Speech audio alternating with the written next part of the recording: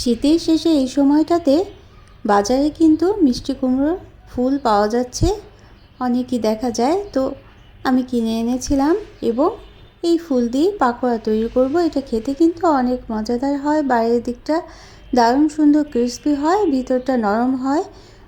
আসসালামু আলাইকুম, আমন্ত্রণ জানাচ্ছি আজকে এপিসোডটি দেখার জন্য। আশা করছি কাছে দূরে সবাই অনেক বেশি ভালো আছেন।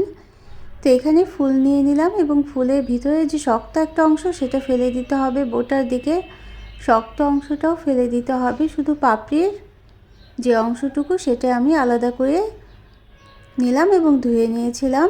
তো এইভাবে রেখে দেবো। একটা ব্যাটার তৈরি করবে, ব্যাটারে চুবিয়েই কিন্তু এই ফুলের পাকোড়াটা তৈরি করে নেওয়া যায়। এটা কিন্তু অনেক মজাদার হয়, বাইরের দিকটা দারুণ সুন্দর ক্রিস্পি হয় আর ভিতরটা নরম হয়।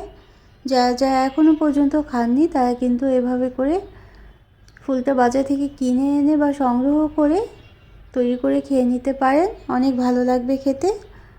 তো এখন ব্যাটারটা তৈরি করার জন্য এখানে 2 টেবিল চামচ পরিমাণ বেসন নিয়ে নিলাম। আর বেসনের সাথে আমি চালের গুঁড়ো ব্যবহার করব। এই চালের গুঁড়োটা ব্যবহার করার জন্য আজকে এই পাকোড়াটাও অনেক বেশি ক্রিস্পি হবে খেতে। তো মশলা হিসেবে আধা চা চামচ করে হলুদের গুঁড়ো, শুকনো মরিচের গুঁড়ো একটু বেশি দিয়েছি এবং ধনে গুঁড়ো আর জিরে গুঁড়ো দিলাম, আর লবণ দিয়ে দিলাম পরিমাণ মতো। আর পানিটা খুব বেশিও দিতে হবে না, খুব কমও না, কনসিস্টেন্সিটা ঠিক দেখেই নিতে হবে। আমি কিভাবে করছি বা করার সময়ও বুঝে নিতে পারবেন। খুব বেশি পাতলা হয়ে গেলে লেগে থাকবে না পাপড়ির সাথে, এবং বেশি ঘন হয়ে গেলে এটা কিন্তু মুচমুচে হবে না। এজন্য একটা মিডিয়াম ধরনের ব্যাটার তৈরি করে নিতে হবে কনসিস্টেন্সির। তারপর ব্যাটারে চুবিয়ে ভেজে নিতে হবে।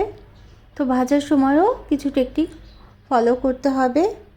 তো এই পর্যন্ত যারা দেখলেন, একটা লাইক দিতে ভুলে গিয়েছেন, একটা লাইক দিয়ে দিতে পারেন। তো চালের গুঁড়োটা আমি খুব ভালোভাবে মিশিয়ে নিলাম, হাত দিয়ে মিশিয়ে নিচ্ছি এখন, কারণ ভিতরে যেন কোনো লাম্পস না থাকে সেটা খেয়াল করতে হবে। আর সামান্য পরিমাণ বেকিং পাউডার দিয়ে দিলাম। বেকিং পাউডারটা দিলে একটু মুচমুচে হবে, তবে অপশনাল, নাও দিতে পারেন চাইলে। তো এখন পাতাটা এভাবে করে ছড়িয়ে দিয়ে দিতে হবে।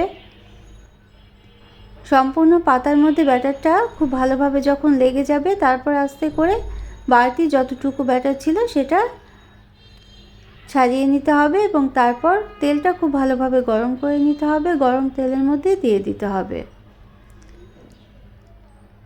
তো এই ছোট ছোট বিষয় ফলো করলেই কিন্তু এই পাকোড়াটা অনেক বেশি মুচমুচে হবে খেতে। তারপর সাথে সাথে উল্টে দেওয়া যাবে না, প্রয়োজনে তেলটা খুব ভালোভাবে গরম করে নেওয়ার পর ফুলটা যখন আমরা দিয়ে দেব, তারপরে একটু আঁচটা কমিয়ে দেব এবং একদিক একটু শক্ত হওয়ার জন্য সময় দিতে হবে, তারপরে উল্টে দিতে হবে। সাথে সাথে যদি উল্টে দেওয়া হয় তাহলে কিন্তু ব্যাটারগুলো ছড়িয়ে পড়তে পারে তেলের মধ্যে।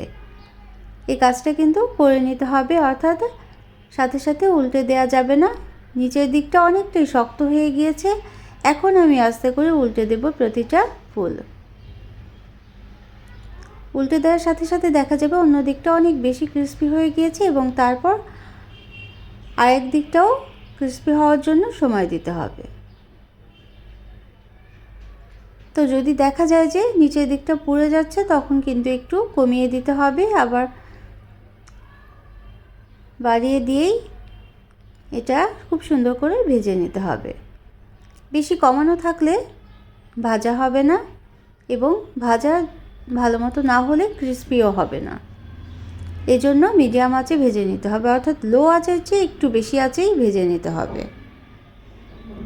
তো যারা প্রথম ভিজিট করছেন আজকে আমার চ্যানেলটিকে, তারা চাইলে চ্যানেলটিকে সাবস্ক্রাইব করে বেল বাটনটাকে একটা প্রেস করে দিতে পারেন, তাহলে নোটিফিকেশন পেয়ে পরবর্তী রেসিপিগুলো দেখে নিতে পারবেন। আর যারা সাথে আছেন, সব সময় দেখছেন, সাপোর্ট করছেন, তাদের জন্য রইল অসংখ্য অসংখ্য ধন্যবাদ। তো একটু সময় নিয়েই কিন্তু এই পাকোড়াগুলো ভেজে তুলতে হবে। তো আসন্ন রমজানে আমরা কিন্তু এরকম করে পাকোড়া তৈরি করেও নিতে পারি ইফতার আইটেম হিসেবে। তো আমার সবগুলো পাকোড়া আমি ভেজে নিয়েছি, আর শেয়ার করতে পারেন ফ্রেন্ডস অ্যান্ড ফ্যামিলির সাথে। আজকের রেসিপিটি কেমন লাগলো অবশ্যই কিন্তু কমেন্ট করে জানাবেন। Thanks for watching. আল্লাহ হাফেজ।